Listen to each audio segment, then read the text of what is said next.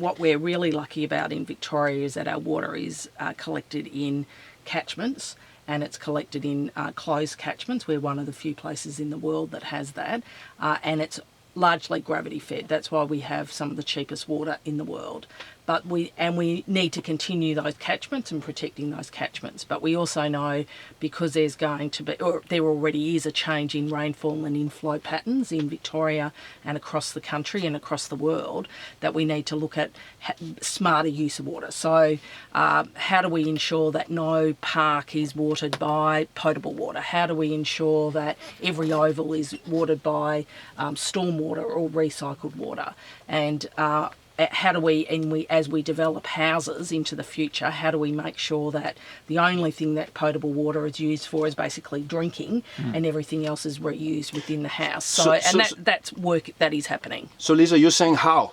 But we want to hear answers from you. No, well, sorry. Well, that's exactly what we are doing, and Johnson Park is one example of that. But, for example, one of our, I don't know if you've come across Rory Costello, who does Villawood.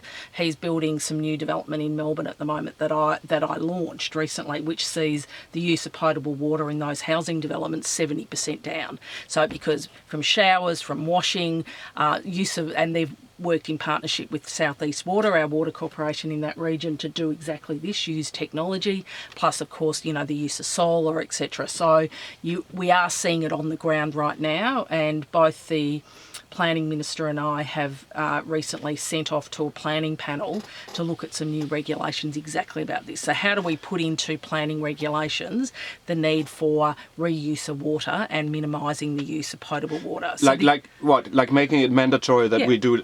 That's right. So we've done that around energy. I think we perhaps even more importantly, water is central to our quality of life. Without water, we're not. And we need to think about not just rainfall dependent water, so diesel's one of that, but also stormwater and recycled.